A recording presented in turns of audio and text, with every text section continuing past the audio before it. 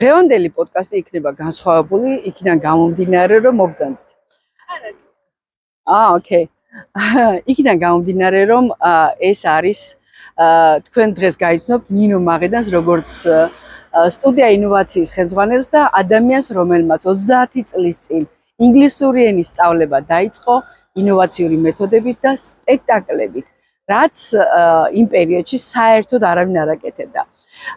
რა კავშირში შეიძლება იყოს ეს პიროვნულ ზრდასთან და ზოგადად coaching-თან თქვენ ამ ინტერვიუს მოსმენის შემდეგ უკვე მიხვდებით და გისურვებთ სასიამოვნო პოდკასტის ყურებას. ნინო, მოკლედ დავიწყოთ ყველაფერი თავიდან, როგორც იწყება. როგორ გახდა ნინო მაღედანი ინგლისურის ინოვაციური სწავლების პედაგოგი, მაშინ პედაგოგია. ხო? აი, საიდან მოვიდა ეს იდეა, ეს 90-იანი წლების დასაწყისია სავარაუდოდ, ხო? საბჭოთა სივრცე, ადამიანები მარტო რუსულ სწავლობდნენ, რუსული იციან და ინგლისურიც რაღაც ახალი ხილვა, ხო? კი. როგორ დაიწყო ყველაფერი? ვანო, საინტერესო იცი რა არის, რომ ალბათ აი ამ მაგი იმას დავამატებდი, რაც ჩამოთვალე მეთოდისტი. რაზე ძალიან ხშირად არ საუბრობენ, ანუ მაგ მენტორი, პედაგოგი, მასწავლებელი და ყველაზე მთავარი ჩემი აზრით პირადად არის ის, რომ მე როგორც მეთოდისტი.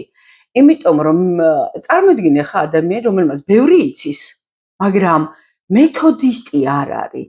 მეთოდისტობა რას ნიშნავს, რომ მეთოდისტი შენ ისე გაწოდის იმ მეთოდებით, რომ შენთვის იყოს ადვილი. მიხდი? შესაბამისად, ალბათ აი ეს ერთი მომენტი. კარგი, ხო, 90-იანი წლებია და დაახლოებით 19 წლის ვარ, როდესაც პირველი ჩემი შეხება ინგლისურთან იყო. ნუ ჩვენმა მსმენელმა ეხლა რა თქმა უნდა რუსულს და ინგლისურს. და ვინც ჩვენს პოდკასტებს თვალსადევნებს, ალბათ ახსოვთ, რომ მე ზოგადად პედაგოგი გავხდი ჩემი ინგლისური ენის პედაგოგის როლური მოდელით, ნინო შერვაშიძის მოდელით და შემდეგ ოღონდ მაინც რაც არ უნდა ვილაპარაკოთ, ის იყო საბჭოური სკოლის მოდელი. ჩაულებრივი, ვისაც ახსოვს ის რა ქვია, სიტყვების ჩაწერა, სწავლა და ასე შემდეგ. და თუმცა ნინო შერვაშიძე ცდილობდა რომ რაღაცა ესეთი ცოტა განსხვავებული ის ჩაეტარებინა გაკვეთილი. და 19 წლის ასაკში, ნუ ჩემ ჯანმრთელობიდან გამომდინარე, როდესაც მე 4 თვე ვეჯაჭვები, როდესაც კომპრესული მოტეხილობა მივიღე, ჩემდა გასაკვირად და მოულოდნელად მეზობელი მიგზავნის თავის შვილს მოსამზადებლად. მე ლოგინში ვწევარ, ანუ კი, იცი როგორი რაღაცაა, ვანო, მე ესე ვფიქრობ, მე ყოველ შემთხვევაში ესე ვიყავი, რომ რაც ვიცი, რაშიც ჩემს თავს ესე ვთქვათ, ვძნობ, რომ აი კარგად გამომდის ჩემია, მიყვარს, სიამოვნებს, იგივე დამემართა coaching-ში. მე იმას ისედაც ვაკეთებ ხოლმე. ანუ გავცემ, ამ ცოდნას გამოვხატავ. ამ დროს სწავლობდით უნივერსიტეტში? არა. მე არ სწავლობდი და ზოგადად ცოტა კი არა და ესეთი ჯიუტი ბავშვი ვიყავი, stubborn, როგორც ინგლისელები იტყვიან, ცოტა ესეთი. და მე ვთვლიდი, რომ აი მაშინ უკვე ვთვლიდი, ვანო, რომ არ იყო აუცილებელი და სავალდებულო, რომ ადამიანს ჩაებარებინა უმაღლეს სასწავლებელში. წარმოიდგინეთ და როდესაც ეს აზრი მე გამოვთქვი ოჯახში, რა თქმა უნდა ამას მოყვა ძალიან დიდი დისკუსია, იმიტომ რომ დედა მყავდა ეხა გარდაცვლილია ოქროს მედალოსანი, მთელი სვანეთისთვის ესეთი სასახელო განათლებული, ძმები უმაღლესი განათლებით და ამ დროს მე ესეთი, რა ქვია, პატარა უმცროსი წევრი ოჯახში ვაცხადებ, რომ ჩემთვის არ არის აუცილებელი, ანუ მე ჯერ არ მიპოვია. და ეს ის პერიოდი, როდესაც და პრინციპში ხალხს ესეა, რომ მშობლები ძირითადად და სოციუმი ზეწოლას აკეთებს, რომ არა უნდა ჩააბაროს, არ პირველივე წელს. ანუ ნახეთ როგორ რაღაცაა, რომ თითქოს ევროპის ბევრი რამე მოგწოს. და ის რომ ევროპელები თავიანთ შვილებს აცდიან იპოვონ თავიანთი თავი და ასე პირდაპირ არ მიერეკებიან, რომ არ იქა როგორც კი სკოლას დაამთავრებ, უნდა ჩააბარო. სწორედ აი ეს მომენტი მქონდა მე მაგ შემთხვევაში და მე ვთქვი, რომ მე ჯერ არ მიპოვნია. ეს ინგლისური გქონდათ სკოლაში ნასწავლი. სკოლაში ნასწავლი, ვემზადებოდი რა თქმა უნდა, როგორც უმრავლესობა იმ პერიოდში ბავშვი. თუმცა რო ვთქვა სიმართლე რომ ძალიან გამომდიოდა და სუპერ-პუპერ, არა, უბრალოდ მიყვარდა. აი, თავარი მომენტი ალბათ. და წარმოიდგინე, იმ დროს არ იყო წიგნები. ეხლა რომ აგერ გადავსებულია ჩემი კარადები, მხატვრული ლიტერატურა გინდა თუ რა გინდა და არჩევანი არ იყო და რას წიგნსაც ვიპოვნიდი ინგლისურ ენაზე, ძალიან ისე იშვიათად იშოვებოდა. ვიწყებდი მის კითხვას და ვეფლობოდი აი იმ სამყაროში, ინგლისურენოვან სამყაროში და ძალიან აი როგორ სხვა იმაში გადავდივდი თითქოს განზომილებაში, იმიტომ რომ წარმოიდგინე ხა პოსტსაბჭოური პერიოდია, შუქები არ არის, ფერადი შუქები, შუქნიშნის გარდა საერთოდ ვერსად ვერ ხედავდი. და ამ დროს ინგლისურენოვან წიგნში გადავდივდი საერთოდ სხვა სამყაროში და სწორედ მაქედან მქონდა ეს მომენტი, რომ უკვე მიყვარდა, ამას ვაჩვენებდი და აი ასე, ანუ მე ამას ისედაც ვაჩვენებდი, რომ ინგლისური ვიცოდი, ალბათ საუბრობდი რაღაცებს, ხო, ალბათ ბითლზების გავლენაც იყო კიდევ ის, რომ მე ხშირად ვღიღინებდი ინგლისურ ენაზე, იმიტომ რომ მიყვარდა ბითლზები, როგორც იმ პერიოდის უმრავლესობა გოგონებს. და მოკლედ ვთქვათ, აი ასე მიგზავნის მეზობელი და რა თქმა უნდა, მე ცოტა შოკირებული ვარ, რომ ვერ მივხვდი, რომ რამდენი წლის იყო ბავშვი? ბავშვი იყო სხვათა შორის ერთი არ იყო. ერთი იყო პატარა, დაახლოებით მეორე-მესამე კლასელი და მეორე იყო, არ ვიცი, ცოტა მოზრდილი. აი ვერ ვიხსენებ ხა ზუსტად რო თქვა, ან მეხუთე კლასი, ან აი სადღაც ეგრე შეიძლება, ან მეოთხე კლასი უფრო. და მოკლედ რო თქვა, მე ვიწყებ ესე ვთქვათ, აი ამ ბავშვების სწავლებას, ფაქტობრივად ისე რომ მე 4 თვე მაქვს მისჯილი, ესე ვთქვათ, ექიმების გარო არც კი უნდა გავინძრე და აი ამ დროს ხდება, ხო, ჩემი პედაგოგიური დასაწყისი, ესე ვთქვათ, სტარტი იწყება 19 წლის ასაკში. ინოვაციურად ასწავლეთ თუ კლასიკურად? იცი რა არის? არა, მე ზოგადად მომწონდა ზუსტად ეგ მეთოდი, მხატვრული ლიტერატურის კითხვა და აი ამ მხატვრული ლიტერატურის კითხვის პროცესში იმ სიტყვების აღმოჩენა, რომლებიც უცხოა, მაგრამ კონტექსტში და შინაარსთან კავშირში სწავლა.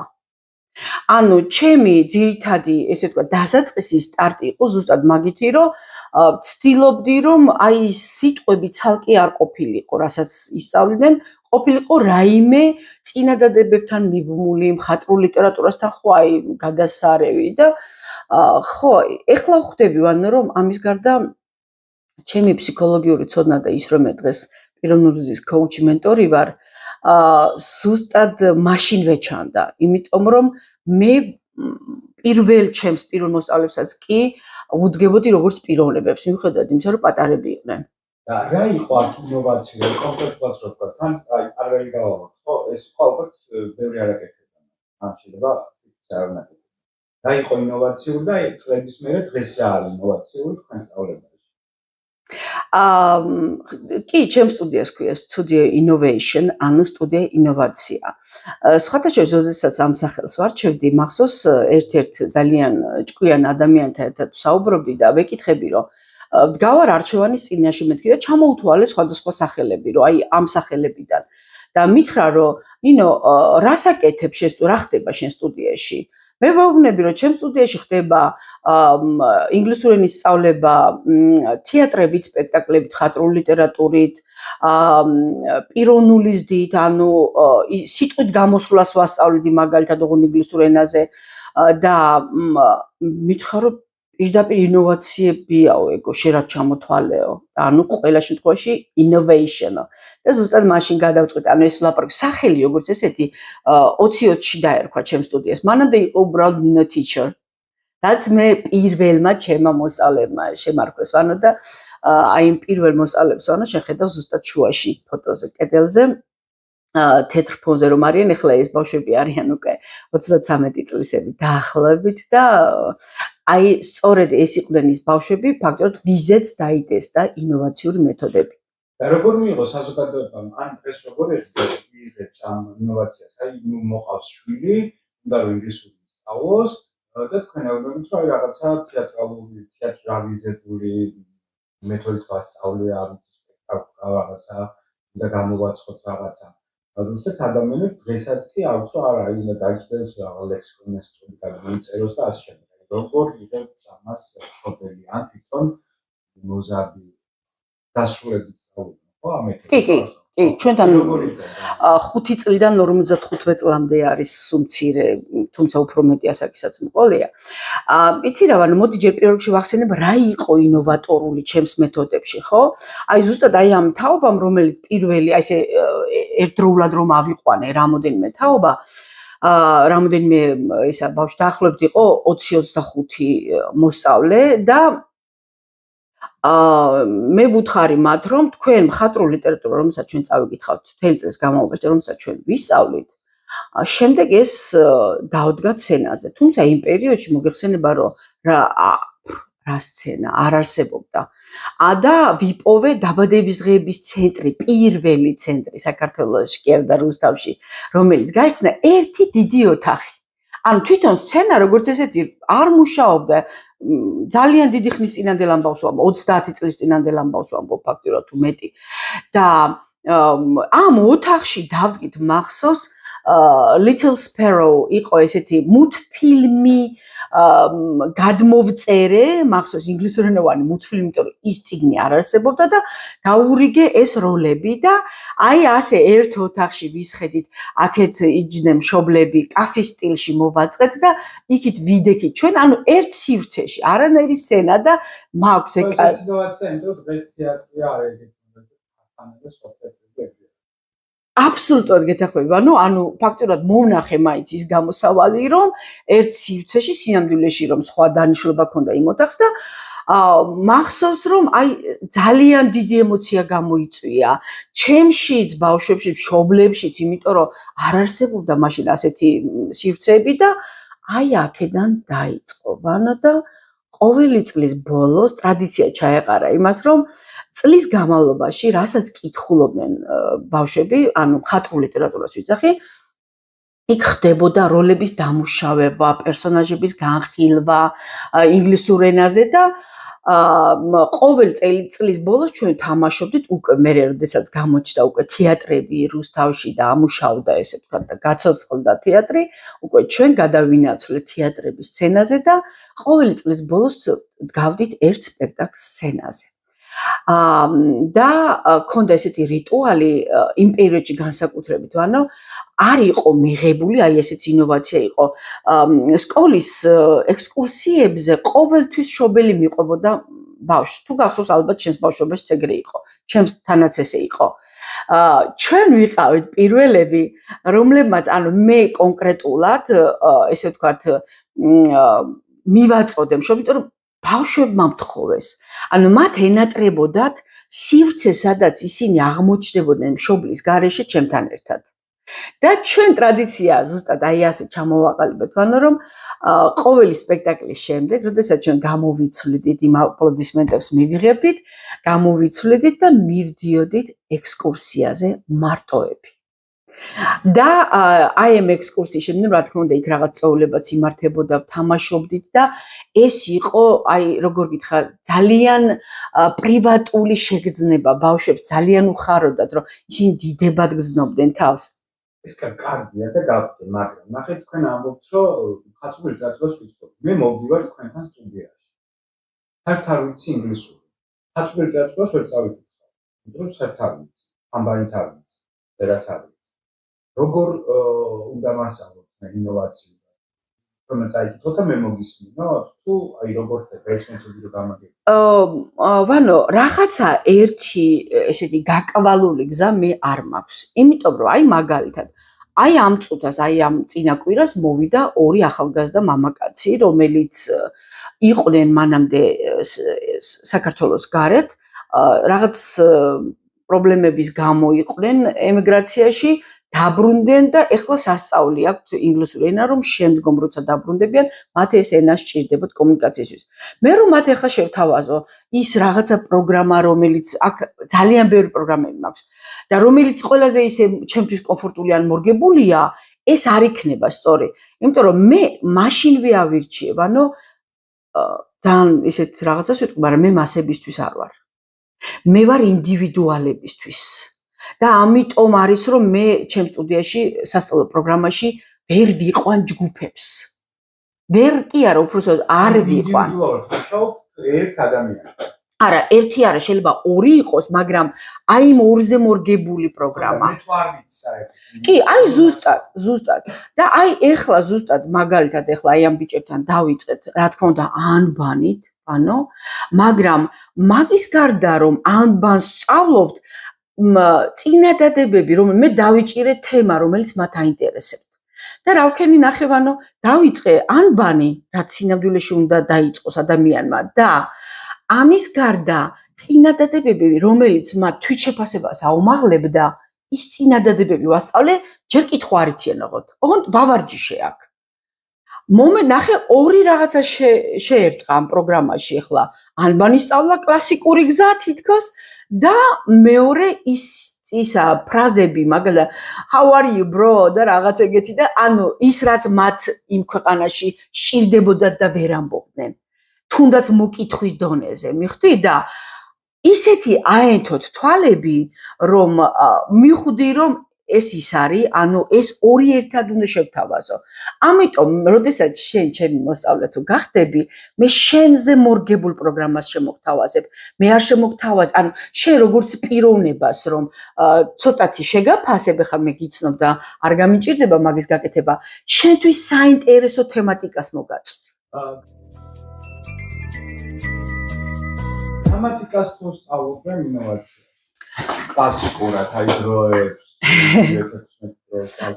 იცი რა, ჯერტმოდი ესე ვთქვათ, რომ თითქმის 16 დროის საჭიროება წავიდა უკვე ჩაბარდა წარსულს აღარ არის, თუმცა აქ საკითხი ისმის ესე, თუ ადამიანი მოსულია იმის რომ მას ტესტირება მოუწევს, გამოცდილ, რა თქმა უნდა, აბიტურიენტებზე ვსაუბრობ ახლა მე და გინდათ სკოლის მოსწავლეებზე, რაღაც დონეზე რა თქმა უნდა გვიწევს, თუმცა იცი რა, გრამატიკაშიც თავისუფალად თავარი არის რომ აი მაგალითად, როდესაც მე სასაუბრო ინგლისურის პრაქტიკას ვაკეთებ მოსწავლეებთან, თუნდაც სკოლის მოსწავლეებთან, უცებ ვაჩერებ საუბრის მომენტში და ვეკითხები, აი ეხლა ეს რა დროა? და თვითონ საუბარში, ესე ვთქვათ, ფოკუსი გადამაქვს, აი ეხლა რატო უნდა გამოგვეყენებინა ეს დრო? და არა მხოლოდ მარტო წესები, რომელიც მან ისწავლა უკვე. კარგი, მოდი ცოტა დავწვევ. მე მახსოვს ჩემს ბავშვობაში პედაგოგი გვაძლევდა რეპეტიტორი, მაგალითად, შემდეგ მეცადინეობამდე გვაძლევდა 10 სიტყვა, 20 სიტყვა, ეს უნდა გვესწავლა, ხო? და რაც მეტი მარადი გაქვს, უკეთესი ზოგადად. თქვენთან როგორ ხდება? არ უნდა ჩაიწერონ ეს სიტყვები და არ აქვს დავალება, რომ აი მეორე მოსვლაზე უნდა ჩაგაბარონ 20 სიტყვა.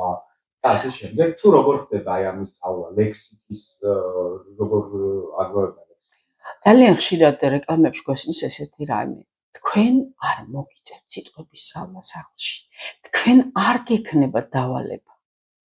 უკაცრავად გატყუილებენ. ტყუილი ამბავია ეს. მხოლოდ მეთოდები შეიცვალა, მაგრამ ეს არის ტყუილი, რომ არაფერს კეთება არ მოგიწევს და შენ ინგლისური გეცოდინება. ინგლისურად ისაუბრებ თავისუფლად. ოღონდ გააჩნია აქ რას მოგცემ სასწავლად. მნიშვნელოვანია ბაზა ზმნების, რომლებიც პრაქტიკულად გადგება საუბარში და არის სწავლო ზედმეტი, რაოდენობა კი არ უნდა დაითვალოს აქ სასწავლის სიტყვების სახლში. ზუსტად უნდა იყოს ის სიტყვები, რომელიც აი ამ კონკრეტულ ადამიანს ჟდისი ამოცანაც უდგას, იმის შესაბამისი ზმნები აკრიფოს, იმის შესაბამისი ფრაზები აკრიფოს და თან ნახე რა შეიცვალა, მე მაგალითად პირადად ძალიან რა თქმა უნდა თავიდანვე ეხლა ხვდები, რომ ჩემს სწავლების მეთოდებში ჩემი ფსიქოლოგიური განათლება და ის რომ მე 19 წელსაკში ფროიდის ფსიქოანალიზი გავიარე საქართველოში ერთ-ერთმა პირველმა ალბათ და პლუს ამას მქონდა უკვე მონაცემები, მე ამას ვიყენებდი და რას გულისხმობ, ნახე, მაგალითად, როგორ უნდა გაადვილო ხა უკვე ეს რაღაცა რომ დღეს უთხარ რომ სახში გამოწერი ამდენჯერ, კი, როგორ არა, პატარებს ეხლაც ვაძლევ დასაწერად რომ გამოწერონ, იმიტომ რომ მოდი ვთქვათ რომ ეხლანდელ თაობას ცოტა მოტორიკასთან უჭირთ და ამიტომ პირიქით ზუსტად მაგიტო ვაძლევ რომ ხელით წერონ და მაგალითად სიტყვები, რომელიც უნდა ისწავლოს დასრულმა თუ სკოლის მოსწავლემ, მნიშვნელობა აქვს, განსაკუთრებით არაწესიერებები უჭირთ ხოლმე, დასაზეპირებელია და იმიტომ. ვიყენებ აი ასეთ coaching-ურ მეთოდს, ანუ პიროვნული ზრდის იმაში ვიყენებ ადამიანმა რომ თავისთავად დააპროგრამოს, ძილის წინ და გაღუძებისთანავე უნდა მოусმინოს იმას, რაზეც უნდა რომ დააპროგრამოს თავისთავად. შესაბამისად, მე ვიღებ ჩემი სტუდენტის მობილურს, ხსნი აუდიო ჩაწერის recorders და ვიწერთ თავიდან მე ვაპრაქტიკებ, მე თვითონ მოსწავლეს უხსნით და ის აპრაქტიკებს ამას. სიტყვები ან ფრაზები, რომელიც სასწავლი აქვს. იმას ვიწერთ ქართულად და ინგლისურად, და არა პირიქით, იმიტომ რომ თუ ქართველი ხარ, ყველა ვარიანტში მაინც ჯერ ქართულად წამოგივა ის აზრი და მე წამოვა ინგლისურად. თუმცა ჩვენ არ ვლაპარაკობთ ახლა უკვე fluent speaker-ებზე და fluent, ვინც უკვე ინგლისურად აზროვნებს, ის ჩემთან არც მოვა და სწავლის პროცესში არ იქნება. და ის ვინც სწავლობს, ესე იგი იმას უჭირს თავის გამოხატვა და აზრების გადმოცემა ინგლისურად. შესაბამისად ამას ვიწერთ voice recorder-ზე და მას ეძლევა დავალება ზუსტად ეს, ანუ რომ გაიადვილოს სწავლის პროცესი და აი 24 შვიდზე კი აღარ იჯდეს შერა პროცესიც აღწერს და წეროს. გასაგებია რომ ხა წერა, მე წერას უფრო პატარობისას რომ ვასწავლი ერთხელ, всё, მე აღარ ჭირდებათ შემდეგ წლებში. ანუ პატარობისას თუ მათ ისწავლეს ალგორითმი, როგორ დაიმახსოვრონ ინგლისური სიტყვა, როგორ დაიმახსოვრონ წერით, თვალით დაიმახსოვრონ. ამას რომ ვუხსნი და პატარობისას ვაპრაქტიკებ, დიდობაში აღარ ჭირდებათ ამის ცალკე კიდე წერა. და ის იწყებს მოსმენას, დავალებაში აქვს ესე რომ ძილის წინ უნდა მოусმინოს და გაღუძებისთანავე. და თქვენ იცით რომ ჩვენს ბავშვებს უყვართ მოსმენები. კი ბატონო, მაგრამ აი მე ინოვაციაში მოვედი, რამდენი ხნიანია კურსი, თუ ესაც ინდივიდუალურია. აბსოლუტურად. ხო, ძალიან მნიშვნელოვანი კითხვა დასვივანო და მადლობა. პირველი რასაც ვეკითხები, ყველა ასაკის ადამიანს, პატარებსაც კი მათ შორის, რა არის мотиваცია? პატარებს განსაკუთრებით და ესე აციმციმებული თვალებით რომ შემოდიან და რაღაცა და ესე ან ზოგი აი და აშკარად რომ ესე ეთყობა რომ ძალით არის მოყანილი, ხო? მაგრამ მე ვაზუსტებ, ანუ ჯერ რა თქმა უნდა ცოტა პატარა გასაუბრების გარეშე მოსწავლეს არ ვიღებ, ეს უნდა ვთქვა აუცილებლად. პირველი რაც კეთდება, ეს არის გასაუბრება. იმიტომ რომ მე უნდა გავარკვიო საერთოდ მე ვარ მისი მასწავლებელი, მე ვიქნები? ანუ მე მოუტან იმ სარგებელს, რაც მასწავლებელმა უნდა მოუტანოს. და ვუხსნი თან ჩემს მეთოდებს და იმას რა მოლოდინი უნდა კონდეს ჩემთან დაკავშირებით, ისევე მე რა მოლოდინი მაქვს მის მიმართ. აუცილებლად ვაცნობ, რომ წესები, რაც სტუდიას გააჩნია, რომ ის რომ ერთმანეთის დროს ვუფრთხილდებით, პუნქტუალურობას გულისხმობ ახლა აქ და იმას, რომ 3 თვის განმავლობაში მე არ ვეუბნები მშობელს არც ვურეკავ და არც მშობელმა არ უნდა დამირეკოს დაახლოებით. 1 თვიდან 3 თვემდე გააჩნია ადამიანს რომ მკითხოს რა შვება ჩემი შვილი, იმიტომ რომ ეს არის დასრულებთან ახლა მშობელი არ დამირეკოს, მაგრამ კი, არა, ყველაში არა. ნახევ, ანუ მე სხვა რამეს ვიძახი, რომ პირველი გასაუბრება ტარდება და თუ მივხვდი რომ მე ვარ ის, ვინც ამ ადამიანს გამოადგება როგორც მასწავლებელი, ხო? მე უკვე ვიწყებთ უკვე თვითონ პროცესს. და ოღონდ мотиваცია ზუსტად მაგას ვიტყვი, რომ შვილო, ბავშვო, ანუ მიმართა ვინც არის დასრულო, რატომ უნდა ისწავლო ინგლისურ? რა თქინდა? ანუ ბავშვი თავიდან დასრულთან უფრო ოკეია, უფრო კარგად ერკვევიან რატომ და რისთვის და როდესაც ბავშვი იბნევა და მეთქი დედიკოს უნდა. მქონდა ეგეთ შემთხვევა სხვა შორის, ანუ შაშან ზაფხულში მქონდა ერთ-ერთმა მშობელმა მთხოვა, რომ ჩემი შვილი კი კარგად იცის და სკოლაში კმაყოფილ, მაგრამ მინდა რომ გაიუმჯობესო და თუ შეგიძლიათ რომ ზაფხულში მოამზადოთ. და ისეთი სიტუაცია იყო, მე ზოგადად არ ვამზადებ, ესე პრაქტიკაში არ მაქვს რომ მაინც და მაინც ზაფხულში ბავშვმა უნდა იმაცადნოს. გამონაკლისების გარდა არიან გამონაკლისები ჩემს სტუდიაში, რომლებსაც უწყვეტად არ წყვეტავთ ზაფხულში, იმიტომ რომ ზოგიერთი ბავშვი ჭირდება უწყვეტი მეცადინობა. მაგრამ ამ ბავშვს რო ინგლისურად გავესაუბრე, ანუ იცოდა ინგლისური და ვეკითხები რომ თვალები აქვს ცრემლიანი. წყლიანი აქვს თვალები ბავშვს და მეკითხები რომ დედას უნდა მეთქი რომ შენ ახლა ეს ზაფხული ინგლისურის სწავლაში გაატარო?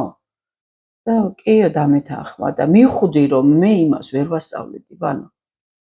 არ არსებობდა და ვარი ვთქვი რა თქმა უნდა. ეს გავშევ, მაგრამ აი ეს დასწროლე მე მოვედი პირობითად. არანაირ ბაზა არ მაქვს. რამდენი ხანი დამჭირდება იმისთვის, რომ ინგლისურად წავიკითხო, მოვისმინო, საუბარში ჩავერთო, ოღონდ არა ესეთი ვოკალურ თემებზე. ზოგადად. რამდენი ხანი დამჭირდება? ვანო, კითხვას გისვა. წარმოვიდგინოთ, რომ შენ ახლა ის ადამიანი ხარ, ვინც მოხდი ინგლისურის სწავლა კიდე.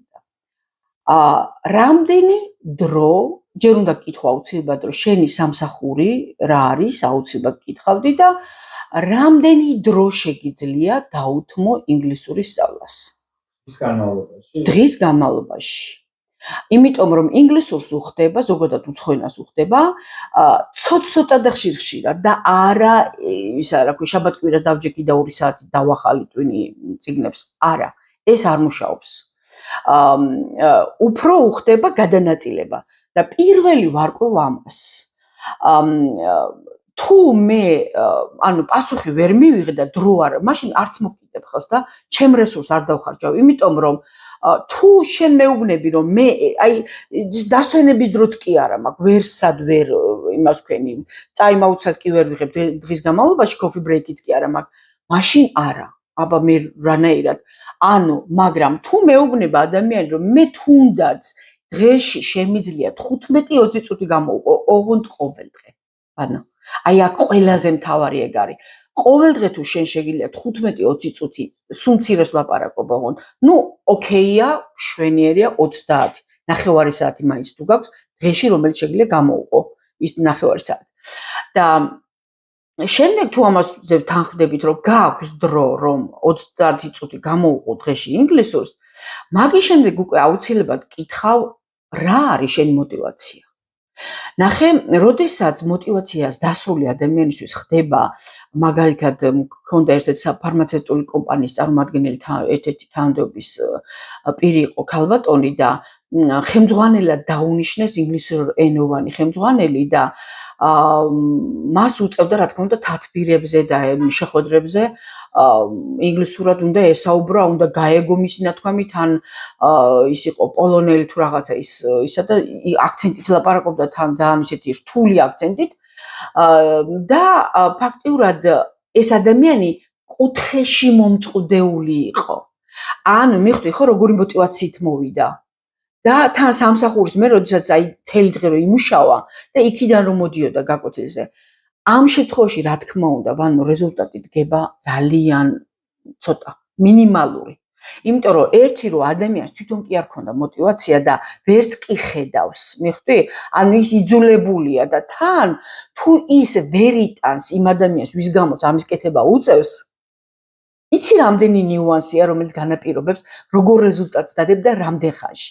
მაგრამ თუ მოვიდა ადამიანი და მითხრა რომ არა აქვს ეს კუთხეში მიმწყდეული სიტუაციიდან და თვითმოტივაცია აქვს რომ მე მინდა ჩემი ცხოვრება გავიუმჯობესო, მე მინდა ახალ ლეველზე გადავიდე, იმიტომ რომ დღეს ვანო ინგლისურის ცოდნა და ინგლისურად საუბარი ეს არის პირდაპირ ტოლობის ნიშანი შეიძლება დასვა წარმატებასთან. აბა დავასრულებ ანა, კარგი? რადგან მკითხე. ნახე შესაბამისად თუ შენ მეტყვი რომ აი მე მინდა ჩემი ცხოვრების გაუმჯობესება და მე ვხედავ კონკრეტულად ძალიან კარგია თუ შენ ხედავ სად გამოიყენებ ამას უბრალოდ ჰაერში კი არა უბრალოდ მე მინდა ინგლისურად საუბრობდე კი ეს თუ ეხა ინფლუენსერი ხარ ან რაღაცა ხარ და იმაში გჭირდება და იმაში გამომჟღავნებ ეს ოკეია მაგრამ კონკრეტულად სად ხედავ სად იყენებ უნდა დაინახოს დასრულმა ადამიანმა ის კანფეტი უნდა დაანახოს თავის თავს ის мотиваცია რას მიიღებს რა გაუმჯობესდება მის ცხოვრებაში, როდესაც ის დაიწყო. აი ეს ამ ყველაფრის ნაკრები, ვანო, ქმნის ზუსტად იმ რეზულტატს, რომელიც გვინდა რომ დავდოთ ინგლისურის სწავლების პროცესში. ხო, კიდევ ადამიანის განსაკუთრებით კომპლექსი საუბრის, უცხოენაირ საუბრის დროს აქცენტი. ნუ ვიღაცა მაგ დაგცინოს რაღაც აი თქვენთან აი ამ სტუდიაში ხდება ამ კომპლექსის გაძლევა და აქცენტი რა ამას ყველდღეობას ანუ აი მსმენელი არ ვიცი ბავშვია თუ დასრულია, ხო? ამ თემას როგორ ლახავთ? ან რო საუბრის დროს ვიღაცამ არ დამცინოს, ხო? იმიტომ არ საუბრობ. რაღაც ის პარაგიც გვაქვს, მაგრამ მითხრა. კი ბატონო. ძირითადად ეგ ემართებათ არა ეს oh my gosh.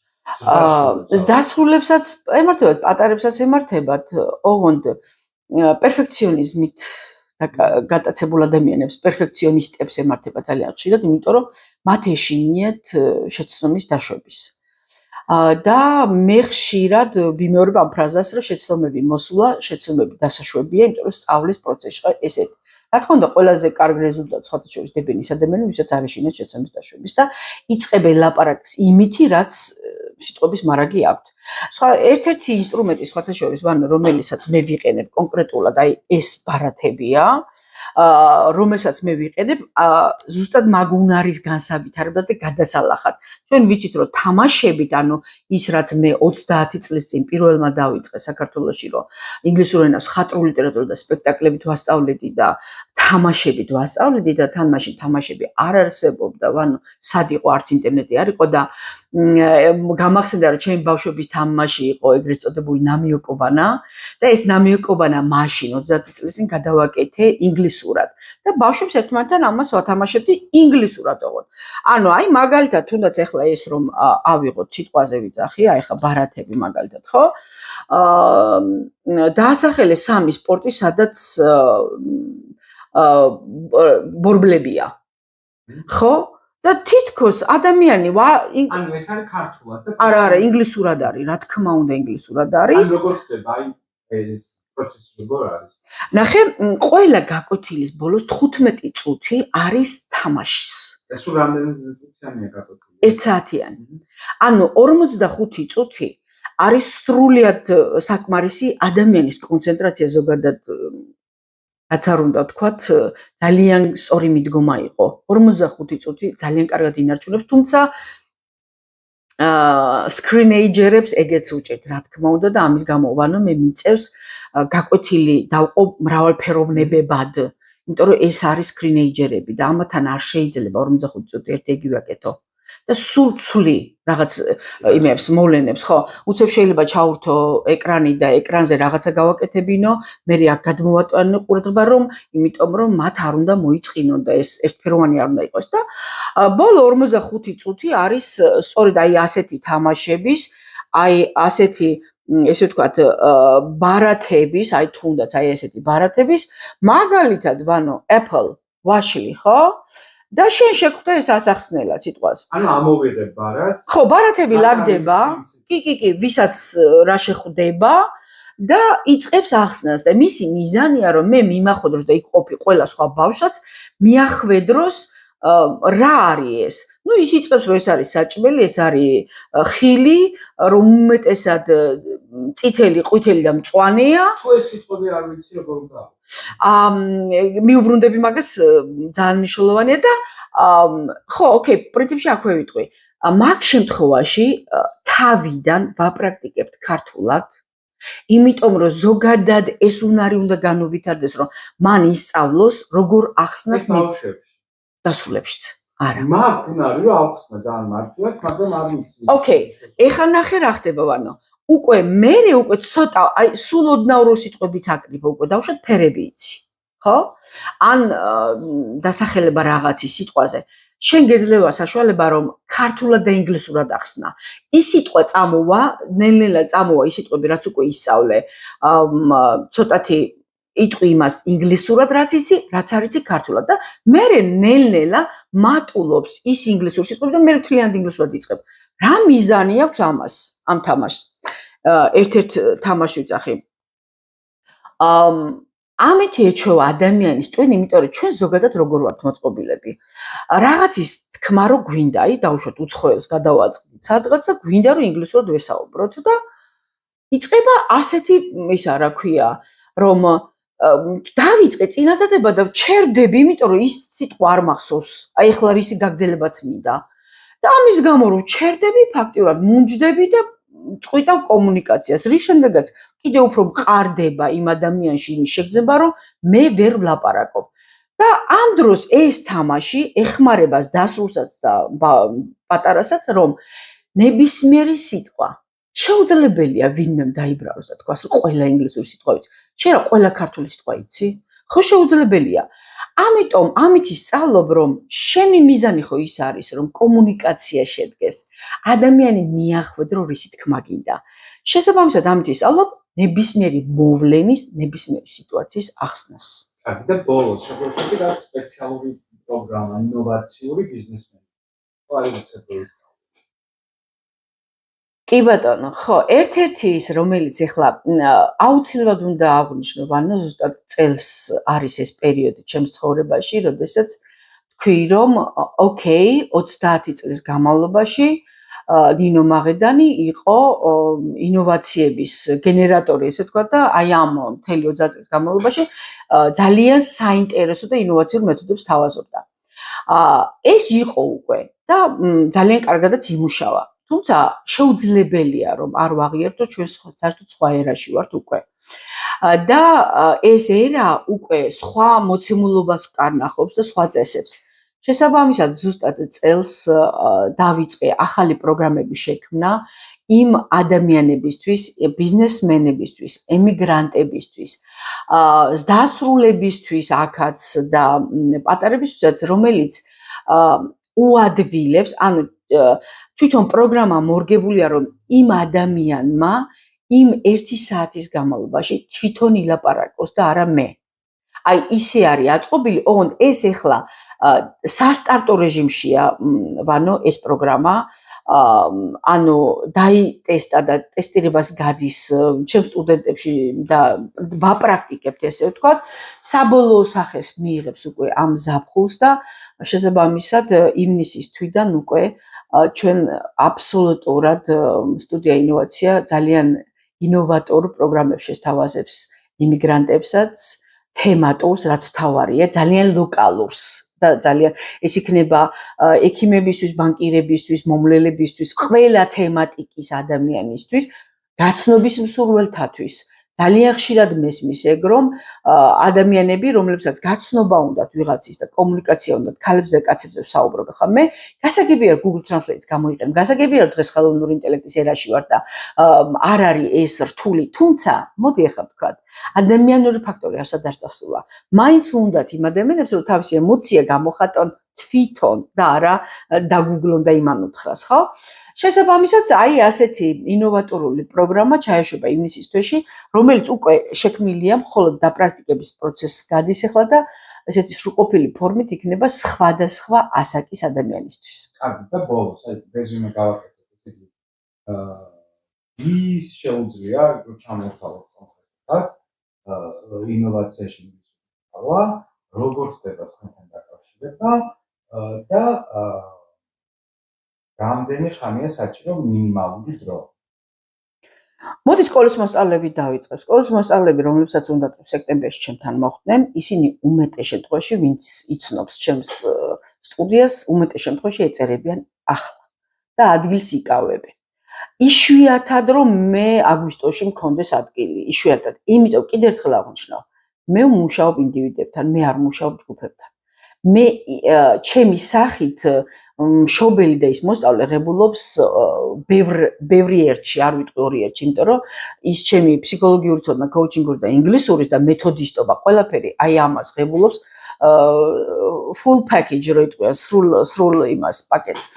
შესაბამისად, შეუძლიათ რომ ეხლა დაიკავონ და არეზერვონ თავიანთი ადგილი, იმიტომ რომ თითქმის შევსებულია და მეტი რომც მინდოდეს ვერ ავიყვან, დიდი სურვილიც რომ მქონდეს, იმიტომ რომ ჩემთვის მნიშვნელოვანია ვანო რეზულტატი და ხარისხი. და მე ეს ენდორფინს ვერ მოვიკლებ, რომელიც მაძლევს, როდესაც მე ვხედავ შედეგს და ვზნობ.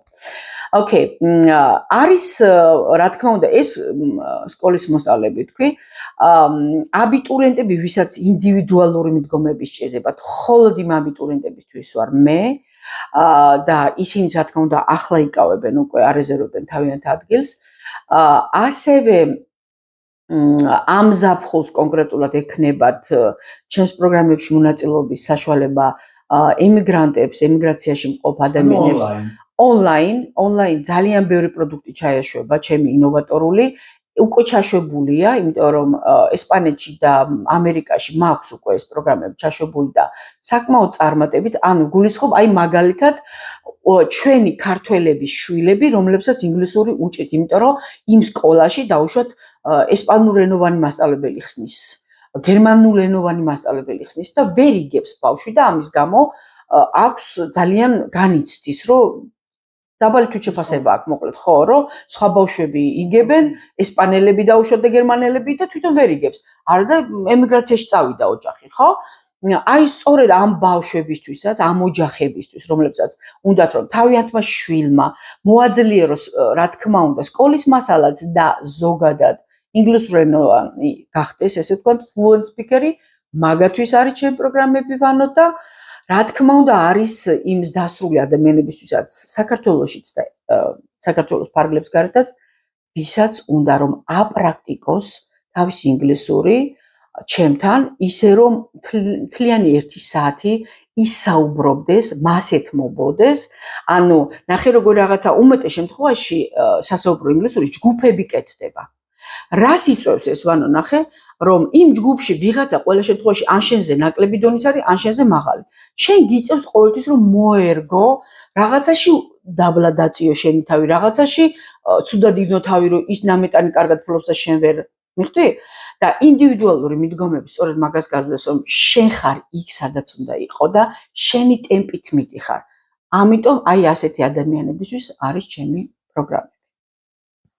რა თქმა უნდა, შეხმიანება შეუძლიათ, რომ გამოვიტანთ ტელეფონს ალბათ ჩვენს, თუმცა სტუდია ინოვაციის გვერდზე არის ტელეფონი, ასევე ჩვენ გვაქვს YouTube არხი Studio Innovation, სადაც შეუძლიათ ნახონ ჩვენი სპექტაკლები, ჩვენი პროდუქტები და აუცილებლად უნდა ნახონ ბავშვების პოდკასტები, რომლებიც ჩაწერილია უკვე და დავიწყეთ და სწორედ ეს არის, ვანო, ერთ-ერთი ინოვაცია, მე ვერ დავასრულე წეგან, რა ცვლილება განიცადა ტრანსფორმაცია ამ წუთას თეატრებიდან და სპექტაკლებიდან გადმოვედით იმას, რომ მე ბავშვებს, სტუდენტებს, მოსწავლეებს ვასწავლი ისინი როგორ შექმნან მათ თავიანთი საკუთარი აზრი, როგორ გამოხატონ ეკრანის წინაშე და როგორ შექმნან თემატური სკეჩები ან რაღაცა მინი პოდკასტები. ასე რომ შეგიძლიათ შეგვეხმიანოთ ჩვენს გვერდზე.